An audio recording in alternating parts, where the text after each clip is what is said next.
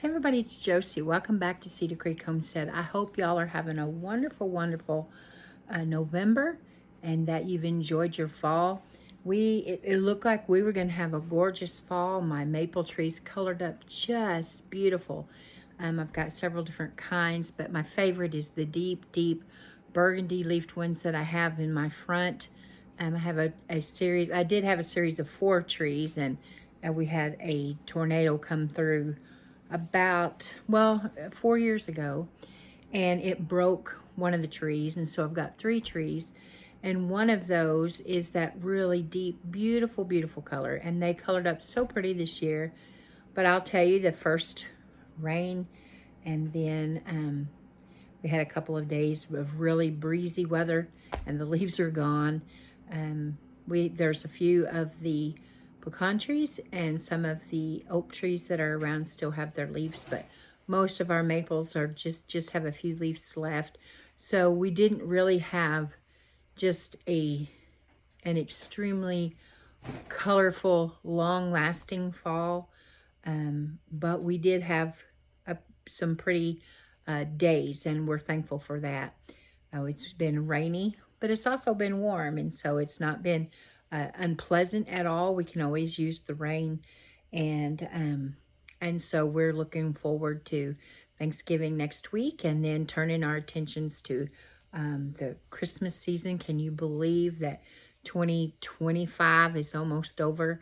Seems like just yesterday we were getting used to writing 2025 there in early January and February as we were writing out business things, and it's always hard to transition, and now it's almost time to transition to 2026. And my granny always said, the older you get, the faster it goes, the time that is, and I believe that she was on to something.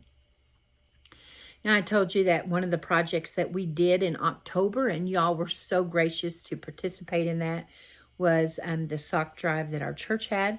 And I've got a count for you. We got over 434 pairs of socks, multi-packs and individual socks, adult men and women's socks, children's socks, and half of those are going to go to our local nursing home, retirement home. They were glad to get those, and they'll be using them to give out to their residents there. We have a big number of them that are children's socks, and those, the local schools will get those, and the others will disperse to other the local retirement home is part of a series of homes that are owned by the same people, and they're not too far away from each other, like 10-15 miles from one another. And so all of the socks and the things like that will be able to be distributed there. And so, like I said, we got over 434 pairs, and we thank you so much from the bottom of our hearts for that. I know that it seems like a small thing, an insignificant thing, but if feet are cold or wet, or cold and wet, it's miserable. I know that I do pretty good. I can put on a little throw or a shawl that some of you have gifted me with, and I enjoy those and can stay warm with them. Even in the deep of winter, I don't always wear a big heavy coat. I go to my church is like a mile or 2 miles away, and so really a big heavy coat isn't always necessary. But you let my feet get cold and wet, and it seems like you get super cold, and it takes a long time for me to warm back up. And so I know that those little children and those that might find themselves in a less than ideal situation with their living conditions, having warm, dry feet is important. And so again, thank you so much for participating from the bottom of our hearts. We thank you so much, and it will be very impactful on those that are in need. Here at Cedar Creek, Cheyenne and I have been working on our farmstead / bakery items here in Oklahoma. They redid the cottage laws a year or so back, and they have relaxed some on what we're able to sell off of the farm. And so we've been kind of really investigating that and taking that on and making some things. And some of you that have been here a long time know that we've done jams and jellies and pickles and preserves and different things like that.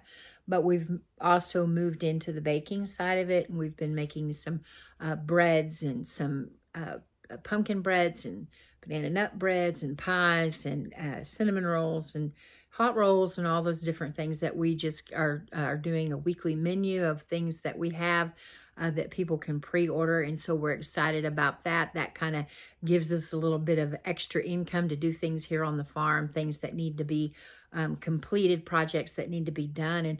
And so we're clipping right along with that. And wouldn't you know, the oven started giving us problems. And so thankfully, my sweet son is a HVAC technician. His main job, he works on commercial heating and air conditioning, but he's also appliance repairman. He doesn't do that for a living anymore, but that's the business that his daddy had, was HVAC and appliance, and Blade was trained in that, went to technical school for that, and is able to do that too. And so he got the stove all cleaned up for us. It had there's a few things that need to be ordered and replaced, but the stove is functioning.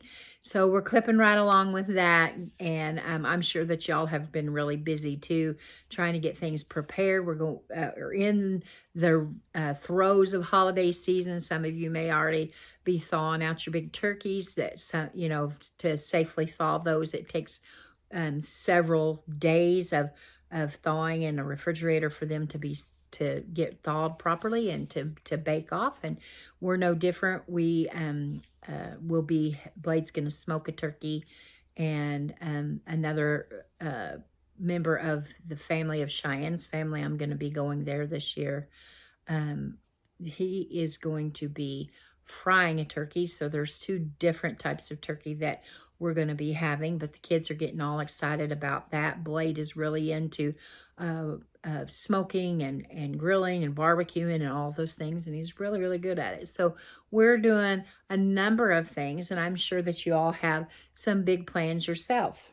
And I just wanted to check in on you, make sure that you're okay. This is where a lot of people begin to feel anxiety and a lot of pressure when we go into the holiday season, when we think about getting together with others and sharing the holiday, and people, you either going to someone else's house or them coming to your house. There's pressures on both ways, and we want people to really enjoy the holiday season. Now, I've shared this with you before, but Howie's last Thanksgiving, you know, we had Thanksgiving, and then right around the first or second week of December, we all got sick with COVID. And then, of course, the 30th, December the 30th, he passed away from that. He was so excited about Thanksgiving. That year in 2020, he was so excited about people being able to get back together and have a Thanksgiving holiday. And we know, I've shared with you before, that's not where we contracted COVID from having family members over. That wasn't it at all. We are pretty sure pinpointed where we actually picked our virus up, but that doesn't matter. But the fond memories that we had of everybody being able to come back together after a while of not being able to see each other and spend time with each other. He was so happy and so thankful. And I can remember just everybody just sitting around and visiting, enjoying being around with everybody, just loving on one another and talking with one another and sharing conversation. And it wasn't political, and it wasn't hateful, and it wasn't this or that. Everybody just enjoyed being together. And that's what our holidays should be about. Now, this year will be the first year that I'm actually going to Cheyenne's mother's house for the holiday. And, you know, I kind of hesitated about that. I know that I do these videos, but I tell you that I do these videos, and sometimes that little bit of bashfulness still comes out in me, and I'm not really good with big crowds as far as being in there and an extrovert. I tend to pull back a little bit, but Blade is just insisting that I go and be with him and Cheyenne and her family and the grandbabies, and so I'm going to go and make the best of it. But I've got to thinking about that, and I thought, you know what, there has got to be other people that begin to stress and begin to feel anxiety about the holiday season.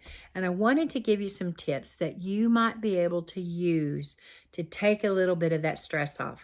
My granny, now she got so tired around the holidays because she really worked. She just flitted around her house and she worked and she done everything. But my lands, she loved her family and she loved them being there and she looked forward to it. And you could never say, hey, granny, mama, whoever it was talking to her, let's do Thanksgiving here or there this year and try to take, she wouldn't hear of it. She was determined to have her family there. And there's some things that we can do that you can love the idea either of going to wherever it is that you're going or having everybody come to your house without you stressing and falling all apart. Like we said a while ago, we probably already need to be thinking about your turkey and what you're going to do with that. For some people, turkey's not on the menu. Our family, turkey and ham, both are on the menu. And so think about your turkey and try to get your menu together. Know what you're going to, if you're hosting, know what you're going to serve or what you're going to ask others to serve. Or to bring and to share, and try to be in the spirit of the first Thanksgiving where they all brought and they all shared what they had, because it wasn't the most spectacular and fancy of things. It was what they had and what they were thankful and grateful for. And that's really how we should be too, and not take put all this pressure on ourselves that everything has to be perfect. One of the things that I would tell you is if you're hosting, don't micromanage. Don't think that you have to have your finger in every single thing, that the meal won't come together without it. Because by the time the meal gets there, you'll be so tired and so exhausted that you just kind of sit there and are half asleep when everybody else is really wanting to enjoy the day. Don't be afraid to delegate. Don't be afraid to let someone else make the mashed potatoes. Let somebody else make Granny's famous dressing or whatever it is. Trust the other individuals that are there. Your family or your friends, and you've been around each other long enough that you know what people are good at and what they're really not good at. So delegate some things to, if they don't know how to cook and they aren't embarrassed to tell you that they don't know how to cook, well, find something for them to do that would be a skill for them, that would be something that they could offer towards the meal, and it might not necessarily be something that everybody has to try to eat. There's ways around that, but try not to be a micromanager. Let some things go. Look at your meal as a time to be present with those that are still with us, because we know every year there might be another set of feet that's missing from the table. That happened in our family with Howie. We didn't know that very last Thanksgiving that he was with us was the time that we were going to next year be without him. We didn't realize that. We had a good time and we were able to relax. But had we been tense and stressed out and everything, and it not be an enjoyable process, that would have been the very last Thanksgiving that we spent. That would have been in our memory, but thank goodness that it wasn't. So try to relax. Try not to micromanage. Let some things go. You don't always have to be a slave to the things. You don't always have to be the star of the show. The turkey's supposed to be the star of the show. But you don't have to be the star of the show. Let some of these young, you have nieces and nephews that are coming up. Let some of them and their spouses be the ones that bring some of the meals. Give them a family recipe and say, you take this and you bring it back. But there again, you don't want to put a lot of pressure on them as far as making them scared to even show up. Just give them the recipe and accept it for what it is. I know that's hard sometimes when we're trying our best. For some reason, we think that everything has to taste just right for the holiday to be perfect. One year, we got set down. We hosted, Howie and I hosted Thanksgiving for many, many years here at our house. And we had everything, or I thought that I did. We had everything set. Different ones knew what they were bringing, and they were arriving and bringing their things in, and we got all the dinner stuff prepared. Everybody fixed their plates. We sat down, we started to eat, and my sister-in-law said, "Where's the gravy?" And I had totally forgotten to make gravy for Thanksgiving. Who does that? Who forgets Thanksgiving gravy? I do. But you know what? We were able to have a good Thanksgiving. We enjoyed ourselves. The food was ate without the gravy. And we survived to have another Thanksgiving. Everything was just fine. The next thing I would tell you is try to get your big chores done. Those things that take up a lot of your time. They're necessary things like dishes. Stay ahead of the dishes. Try to wash dishes as you're cooking and you're preparing things. Try to stay ahead of your laundry. Get your laundry washed up and put away, and have as little laundry as possible while you're working for the Thanksgiving holiday, and while the day of Thanksgiving, that you're not just so stressed out. Well, I didn't get my clothes washed, or I didn't get the tablecloths washed, or whatever. Try to get those chores out ahead of time, a few days before. I know that we're a lot of times making desserts and some of the sides and all of that, and that's great. That's wonderful.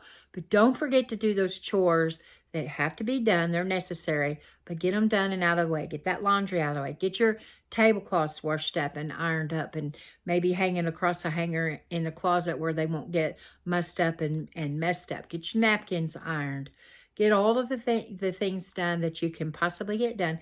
And I tell you what I do. I have to write down the things that need to be done, because if I don't, I'm going to forget something. And for me, that's less stressful. To some people, if they followed a list, that would stress them, extremely stress them.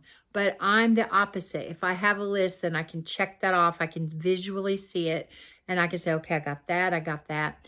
You'll be surprised how much burden or how much weight is lifted off of you if you get some of those projects done ahead of time. And then on Thanksgiving, you're not stressed about it. There are sides that you can make ahead of time.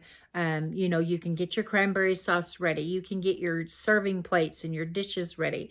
You can get your some of your pies done, some of your desserts done, some of the things that's going to save you some time. We went to using roasting pans for our turkeys and hams, so that the oven is free and we can get stuff in and out instead of panicking over the oven being busy for everything. There's different appliances that we can use. I make my mashed potatoes in an Instant Pot. The turkey was going in the roaster. Now Blade has taken over, and he smokes them or deep fries them or whatever it is that he chooses for that year. And so the hams and the different things, all of those things are thought out ahead of time. It's not stress. You're not having to get up at 3 or 4 o'clock in the morning on Thanksgiving morning, so that by the time lunchtime's there, you're so tired that you can't enjoy yourself. Don't do that to yourself. You deserve to enjoy Thanksgiving just like everybody else does.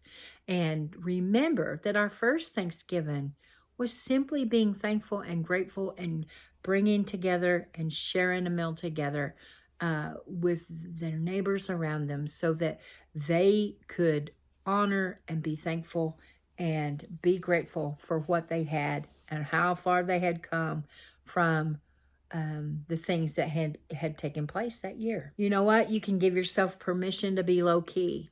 You don't have to use every dish in your house.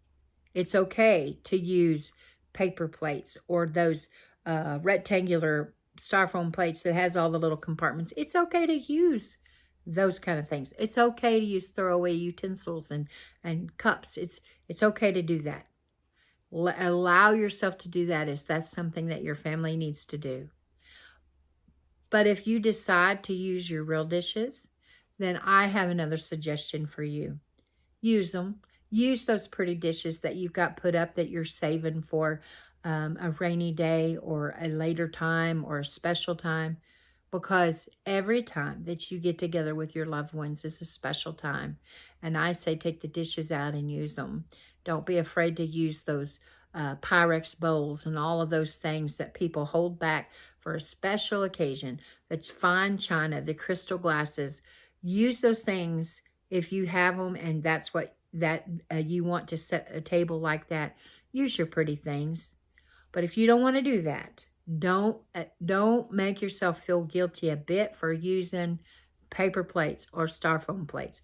My granny did, and we had a big old family, and it would have taken us all afternoon to wash all the plates and the cups and the bowls if everybody would have used the real thing. And so we used what they call the fine china. It's a joke, using the disposable things, and don't feel guilty about it.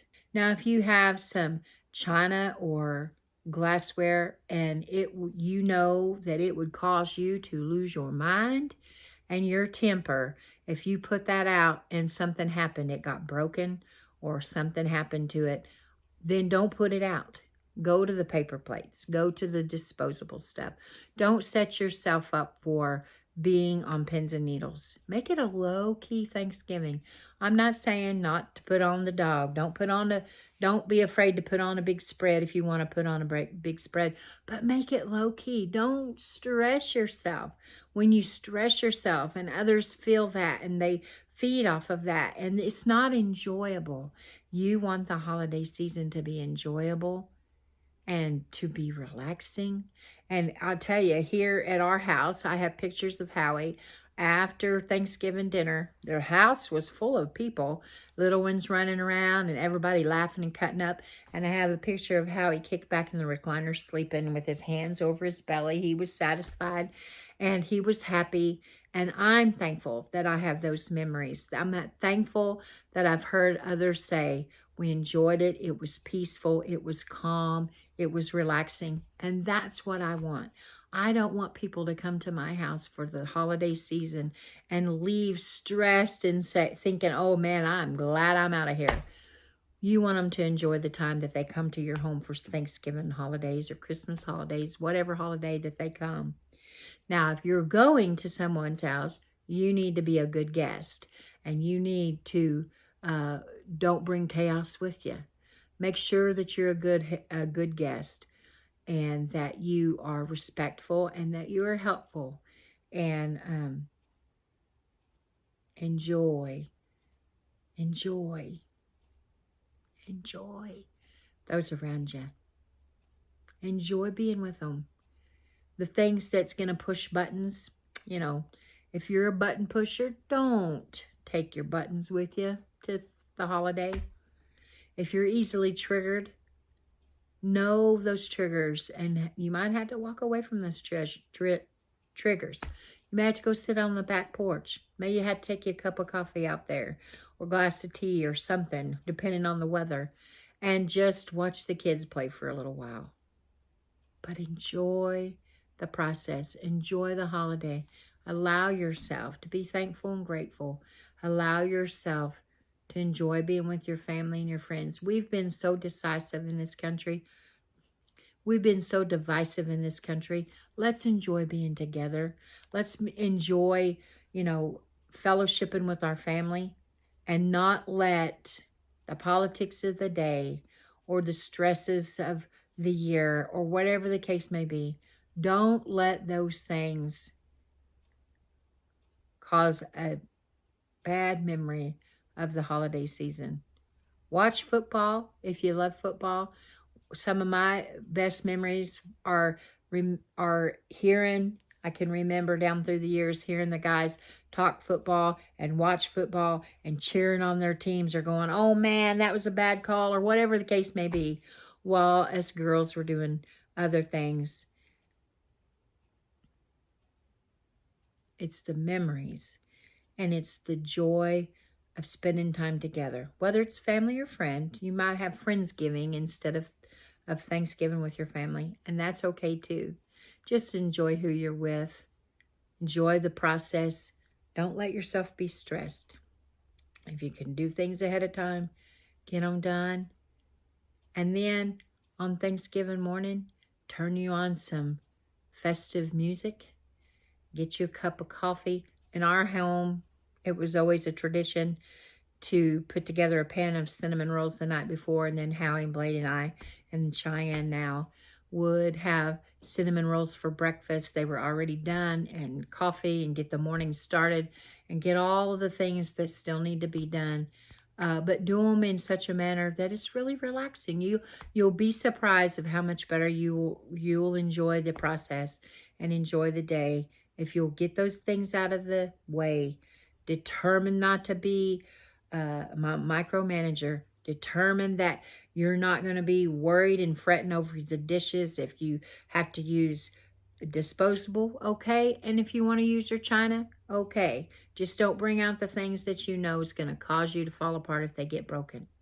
A spill is easy to clean up. What's important is the family members are there to enjoy the day. Go watch those little ones play and listen to them laugh. Ask them how you bake a pie or how you roast a turkey, and listen to their explanation. It's funny, but enjoy the process. Okay, guys, I'm going to get off of here and get some things done. I think tomorrow I'll be sharing a video with you on potato cakes. That'll be something that will come in handy next week after Thanksgiving if you happen to have some leftover mashed potatoes. And you can use the leftovers or use this video as a heads up on something to do with those potatoes.